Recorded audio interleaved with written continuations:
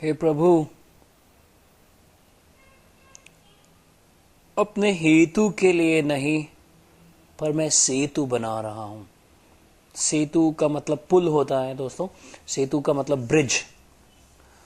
तो अपने हेतु यानी मुझे कुछ चाहिए नहीं तुझसे, हेतु के लिए नहीं पर मैं सेतु बना रहा हूं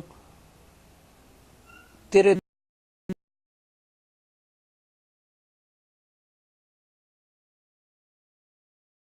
और मिट्टी जो कि विवेक का तारकोल जो है, उसने उसको नीचे दबा दिया है और एक सड़क बना दी है। तो ये कामनाओं और वासनाओं की मिट्टी विवेक के तारकोल के नीचे बहुत अच्छे से दबाई गई है और इस पर बहुत अच्छे से एक सड़क बनाई गई है। बड़े बड़े खंबे निश्चित दूरी पर इसको संभाले हैं, इस पुल को, सेतु को। जैसे ज्ञानी अपनी इंद्रियों को संभालते हैं, अपनी सेंसेस को, जिनका पूरा कंट्रोल रहता है कि ये ना हो कि इधर भागे या उधर भागे, इन मटेरियलिस्टिक चीजों में भागे या उधर भागे। और जो इस सेतु को बांधने वाले बड़े बड़े तार हैं, जो बड़े बड़े तार हैं वह संयम है, जिसकी वजह से यह सेतु आकार लिया है, भव्य और सुंदर।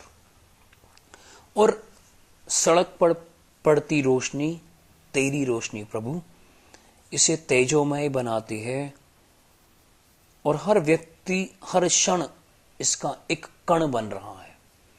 तो क्या है कि हम लोग तो बहुत ऑर्डिनरी हैं, लेकिन जब भगवान की, श्री भगवान की जब रोशनी आती है तो हम भी उसका पार्ट बन जाते हैं। तो हर व्यक्ति हर क्षण इसका एक कण बन रहा है और इस रोशनी का सार बन रहा है, इसी में समा जाता है। इस सेतु पर चलने वाला हर व्यक्ति कुछ बुरा सामान पहले ही छोड़ आया है। दोस्तों, इस रास्ते पे हर कोई नहीं चलेगा। जिसका जब तक मन से विचार नहीं आएगा तब तक कोई भी व्यक्ति इस तरह के सेतु पे नहीं चलेगा। तो बड़ी सिंपल सी बात है कि अपने गुस्से को, अपने लस्ट को से विचार नहीं आएगा तब तक कोई भी व्यक्ति इस तरह के सेतु पे नहीं चलेगा।